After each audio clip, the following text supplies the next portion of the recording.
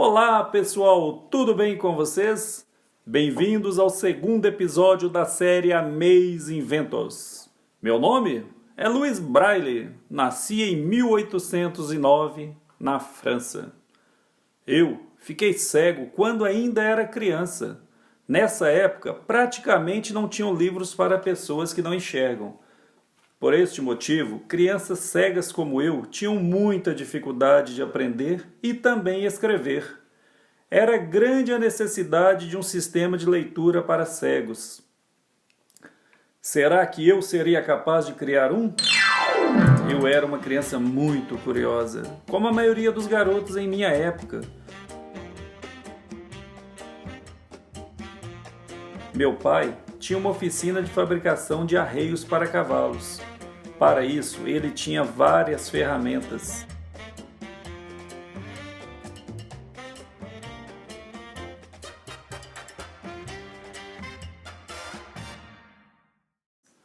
Um dia, eu peguei uma furadeira na mesa de meu pai para brincar.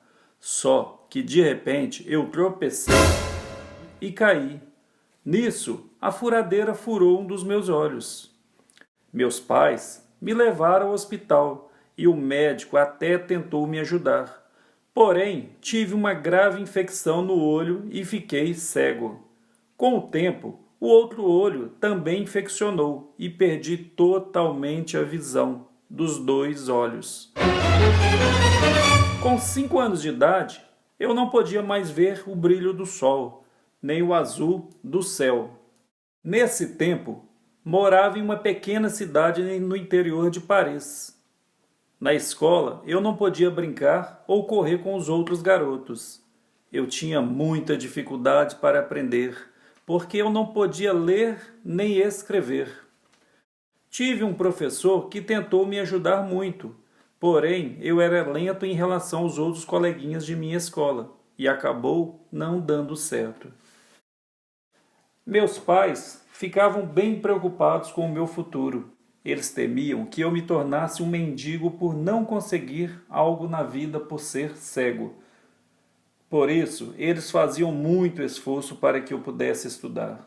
Um dia, meu pai ouviu falar de uma escola para cegos em Paris e decidiu me matricular lá. Eu tinha apenas 10 anos de idade e cheguei nessa escola cheio de esperança. A primeira pergunta que fiz para o médico responsável pelas crianças da escola, o Dr. Guille, foi se eles tinham livros para pessoas cegas.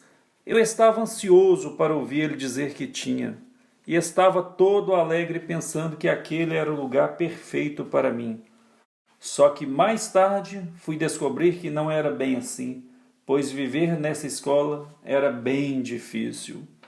O espaço da escola era muito legal. A construção lá era bem antiga, tinha uns 500 anos e as salas eram frias e úmidas. O Dr. Guille não era uma pessoa boa para os alunos da escola. Ele batia nas crianças e xingava de palavras muito feias. Eu ficava muito chateado. Os alunos dessa escola não sabiam ler nem escrever. Dr. Guille não se interessava em ensinar para as crianças. Lá só fazíamos cestas, cadeiras e chinelos. Para ele, nós não éramos estudantes, e sim escravos. Ele vendia todos os objetos lindos que a gente fazia. Com tudo isso, eu estava extremamente triste, sozinho e bem distante do meu verdadeiro lar. Meus pais não faziam ideia da vida difícil que eu tinha nessa escola. Apesar dessa escola ser bem ruim, era o único lugar que tinha livros para cegos. Os livros eram grandes e pesados. As letras eram em alto relevo e por isso conseguia senti-las com meus dedos. A única questão era que eu levava muito tempo para conseguir ler cada palavra. Por isso, quando eu terminava de ler uma frase, esquecia de tudo o que havia lido antes. Lá na escola, tinham 14 livros ao total e eu decidi que iria ler todos. O tempo foi passando e as coisas melhorando. Em 1821, chegou um novo médico para ser diretor da escola, o Dr. Pignier.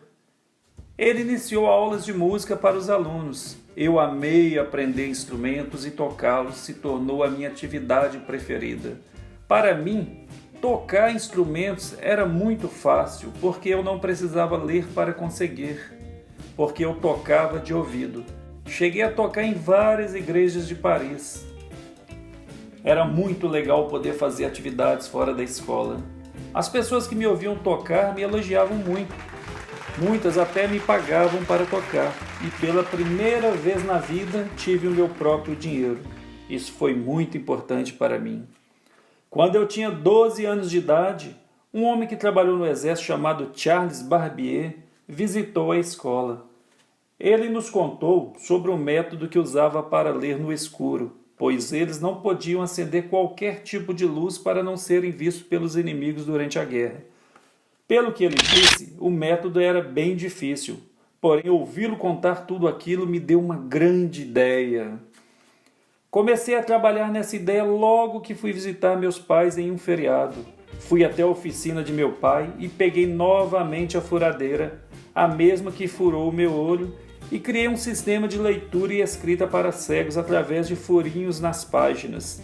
Criei um método bem fácil. Nessa época eu tinha 15 anos de idade.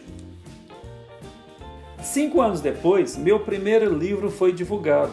O nome do livro era O Método de Escrever Palavras, Músicas e Cifras por meio de relevos pontilhados, adaptado para pessoas cegas. Esse método foi chamado de Braille, meu sobrenome. Eu fiquei muito feliz com esse sistema, porém muitos professores não quiseram usá-lo, pois diziam que os cegos não precisavam disso. Eles preferiam usar o velho sistema do que aprender algo novo. Mesmo assim, eu continuei usando o meu sistema e ensinando a muitos como usá-lo também. Me tornei professor na antiga escola onde estudei. Meus alunos apresentavam muito progresso e aprendiam rapidamente. Eu ficava muito feliz. Só que depois de um tempo eu comecei a me sentir muito cansado. A umidade lá da escola fazia muito mal para a minha saúde. O médico da escola diagnosticou que eu estava com tuberculose e em 1844 precisei parar de dar aula. No entanto, os alunos continuaram usando o meu sistema e pouco a pouco foi se espalhando por todo o mundo até ser o sistema oficial para todas as pessoas cegas. Meus alunos não deixaram o meu método parar e trouxeram vida a ele. Não deixe que as dificuldades da vida impeçam que seus sonhos sejam realizados. Vença as dores, rompa os limites, perdoe as pessoas que já lhe fizeram mal, seja livre para criar, se ajudar e ajudar muitos outros, e assim mude o mundo com uma nova ideia.